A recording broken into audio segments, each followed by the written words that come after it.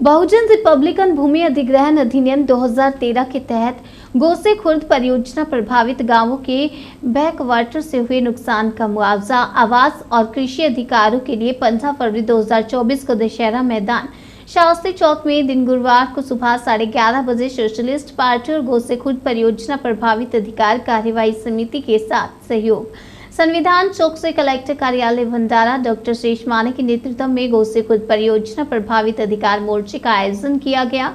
आयोजकों ने अधिक से अधिक संख्या में उपस्थित होकर मार्च को सफल बनाने की अपील की। जो गांव वर्तमान में 245.5 मीटर के स्तर पर बांध के पानी से घिरे हैं, उनका पुनर्वास जल अधिग्रहण एवं पुनर्वास अधिनियम 2013 के अनुसार किया जाना चाहिए और अब तक हुए नुकसान का मुआवजा दिया जाए। नए कानून के अनुसार परिवार को परिभाषित किया जाए और हर परिवार को नौकरी और रोजगार दिया जाए। परियोजना पीड़ितों के प्रमाण पत्र तत्काल वितरित किए जाएं। परियोजना पीड़ितों को वैकल्पिक कृषि भूमि देने के लिए कहा जाएगा। परियोजना पीड़ितों को दी जाने वाली स्वीकृत राशि परियोजना पीड़ितों को वृद्धि एवं विस्तारित परिवार सहित तत्काल दी जाए। पुराने मामला जिनका निर्णय 1 जनवरी 2014 के बाद हुआ है, बात जनवरी 2014 के बाद की है और नए कानून के अनुसार उन्हें अधिसूचना की तिथि 1 जनवरी 2014 से मुआवजा एवं पुनर्वास का अधिकार दिया जाना चाहिए।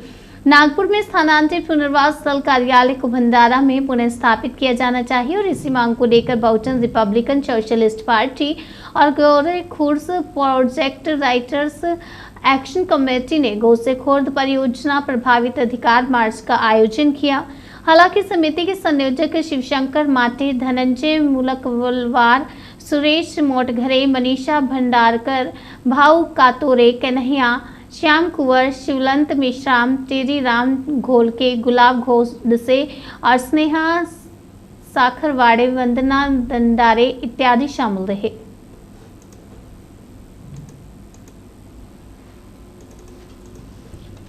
माझे नाव शिवशंकर महादेवराव माटे, मी अंशतः बाधित प्रकल्पग्रस्तांचा प्रेसिडेंट आहे। माझ्या गावामध्ये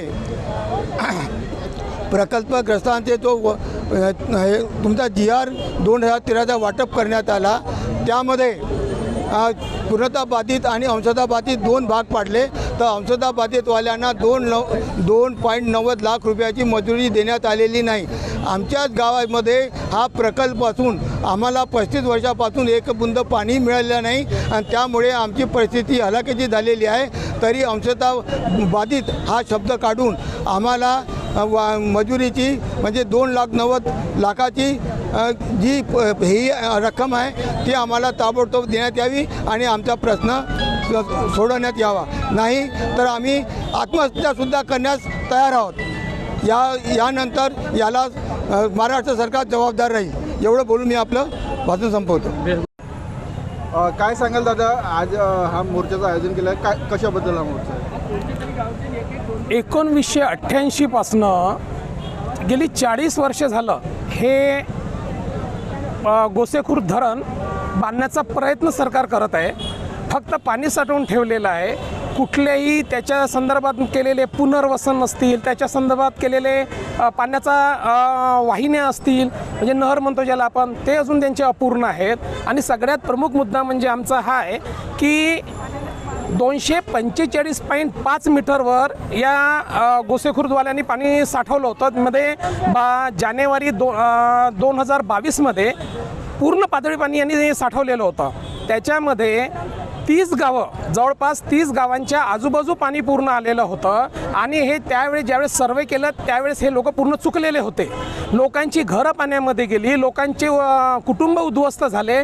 तरी आज 2022 पासून 2024 पर्यंत या लोकांनी गावाचं पुनर्वसन केलेलं नाही। त्याच्यामध्ये काही अर्धे 8-10 घरं जायचे अगोदर, त्याच्यामध्ये अंशतः बाधित पूर्णतः बाधित नाटकं करून पूर्ण लोकांना देशोधडीला लावलेला आहे। 290चा पॅकेज यांनी दिलेला नाही आहे। त्याचप्रमाणे आणखी यांचं सगळ्यात महत्त्वाचं आणखी एक आहे की नवीन कायदा 1 जानेवारी 2014 पासून लागू झालेला आहे। सुप्रीम कोर्टचे निर्णय आहेत, सरकारचं नोटिफिकेशन आहे की 1 जानेवारी 2014च्या पूर्वी जर कुठल्या जुन्या कायद्याने एखादं भूसंपादन सुरू होत असेल आणि त्याचा निवाडा हा 1 जानेवारी 2014 किंवा त्याच्यानंतर जर झालेला असेल तर त्यांना डेट ऑफ नोटिफिकेशन घेऊन त्यांचं मोबदला हा 1 जानेवारी 2000च्या नंतरचा म्हणून काढायला पाहिजे, परंतु सरकारने अजूनही तसं केलेलं नाही. हे सगळं भंडारा जिल्ह्यांच्या जेवढेही प्रकल्पग्रस्त आहेत यांना मुरवण्याचा, नष्ट करण्याचा पूर्ण प्रयत्न हे सरकार करत आहेत. याच्यामध्ये सगळ्यात मोठे जर कोणी विलन असतील, प्रामाणिकपणे तुम्हाला सांगतो, ते 4 अधिकारी. 4 अधिकाऱ्यापैकी एक अधिकारी भूसंपादन, उपजिल्हाधिकारी भूसंपादन, दुसरं एक्झिक्युटिव्ह इंजिनियर पुनर्वसन पथक, तिसरं जिल्हा पुनर्वसन अधिकारी आणि चौथा सगळ्यात त्यांचे प्रमुख म्हणजे जिल्हाधिकारी.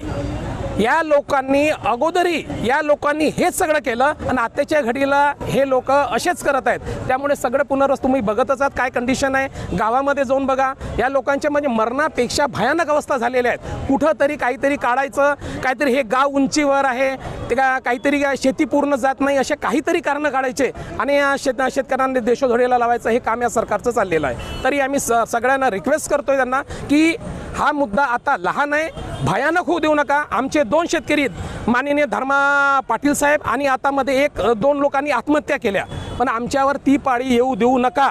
जर आता ही पाळी आली तर आम्ही आत्महत्याच करणार नाही, ते एक नवीन नक्षलवादी सुरू होईल आणि जो नक्षलवाद तिथून सुरू झाला त्याची पुनरावृत्ती इथं होईल. म्हणून सरकारला निर्वाणीचा इशारा आहे आणि रिक्वेस्ट पण आहे की कृपया करून आम्हाला नक्षलबारीप्रमाणे करू देऊ नका.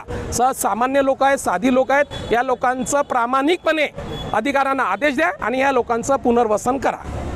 माझे नदीकाठावरचे ढिवर बांधव या ठिकाणी मोर्चाला हजर झालेले आहेत आणि दरवर्षी माझ्या ढिवर बांधवांचे घरे हे नदीमध्ये समाविष्ट होत आहेत. तरी शासनाने तात्काळ यांची काळजी घेऊन माझ्या ढिवर बांधवांचे नदीकाठावरच्या 60 घरांचे लवकरात लवकर स्थानांतरण करावं अशी माझी गावातर्फे सरपंच या नात्याने मागणी आहे. आणि माझ्या ढिवर बांधवांना त्यांच्या रोजगाराचे साहित्य आणि त्यांना रोजगार मिळवून द्यावं अशी माझी मागणी आहे शासनाला. परत माझ्या नदीकाठावरचे जे शेतकरी आहेत त्यांच्या शेत्या याच्या बॅकवॉटरच्या पाण्यामध्ये समाविष्ट झालेले आहेत, त्यांना न्याय द्यावं, त्यांच्या शेत्या याच्यामध्ये प्रकल्पग्रस्तामध्ये समाविष्ट करावं. आणि या प्रकल्पाच्या पाण्यामुळे माझं गाव दलदल झालेलं आहे आणि माझ्या नदीकाठावरच्या लोकांना फार मोठा धोका आहे. तरी शासनाने आणि अधिकाऱ्यांनी आजपर्यंत कोणत्याही प्रकारची काळजी घेतलेली नाही, कोणत्याही प्रकारची दखल घेतलेली नाही. पण याच्या पुढे लवकरात लवकर दखल घेऊन या माझ्या गावाचं आणि माझ्या काठावरील बांधवांचं, ढिवर बांधवांचं लवकर स्थानांतरण करावं अशी माझी गावातर्फे सरपंच या नात्याने मागणी आहे.